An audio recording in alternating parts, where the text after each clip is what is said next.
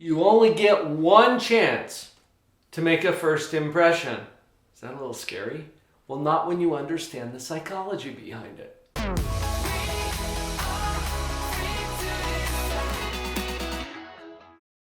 Years ago, I had the opportunity to interview Dr. Anne Demarais, author of First Impressions.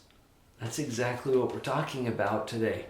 How do you form a favorable first impression? Because you only get one shot at it. Dr. Demarais introduced in her research a quadrant model that helps us understand how we affect each other, especially in a first impression. To start out our discussion, let's look at two different areas of focus. Now, I'm asking you to think about your thinking for a minute, which is a little hard sometimes to think about our thinking. This is really important because we need to notice where our own focus is. I've written this in first person so that you can name it.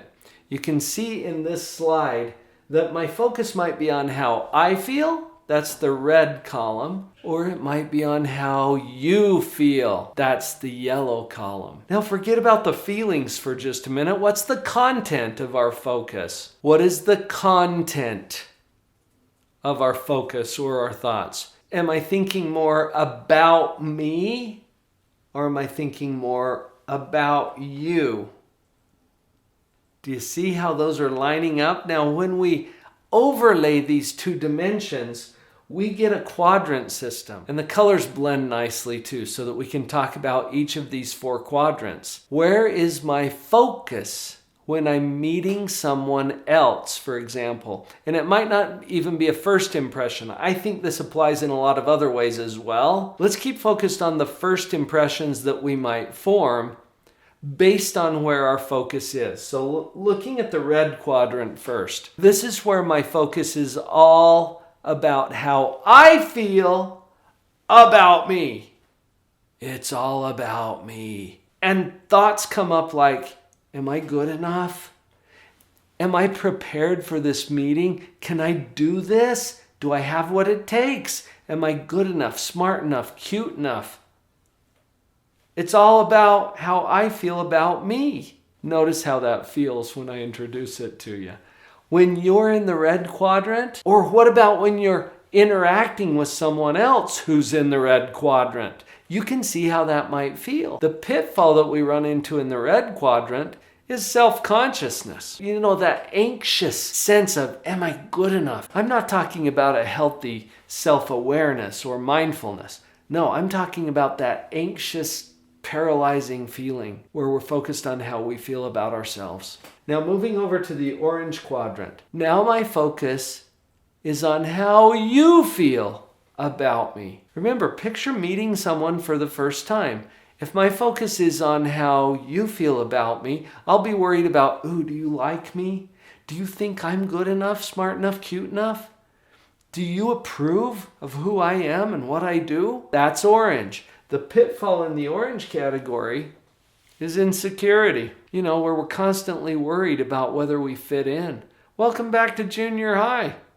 This is a tough place to be. Whether we're in the red or in the orange, we have the same problem. Anxiety. If you're going into a meeting with someone and you're feeling all anxious and worried and uptight, you're probably in the red quadrant or the orange quadrant. And notice that either way, it's all about you. What if this wasn't about you?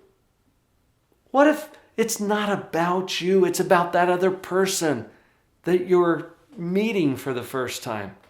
Well, let's move down to the bottom row. Now it's about you, but my focus is on how I feel about you. Yeah, can you feel it even when I say it here? Do I approve of you? Do I think that you're good enough? This brings about a pitfall that I call criticism. Even if you don't intend it. Even if it's positive. I mean, check that out. How does it feel to you if I say, oh yeah, dear viewer, I approve of you? Oh, like I've got the authority to approve of you or not. Do you see how that puts me up here and it puts you down here? It's like, oh, I'm better than you somehow. And parents get stuck in this quadrant all the time. because their focus is often on how they feel about their kids or their kids' choices.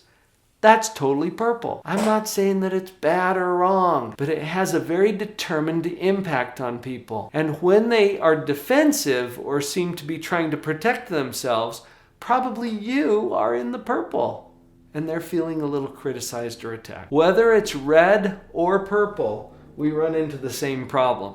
Judgment. Judgment. You know, that anxious self-judgment of the red quadrant or that critical judging others of the purple? Either way, we got a judgment problem. How about we go green? Are you down for that? That's a live on purpose kind of a thing. Let's go to the green quadrant. Now it's no longer about me. How I feel is only secondary. My focus now is on how you feel about yourself. This is what I'm calling the influence quadrant.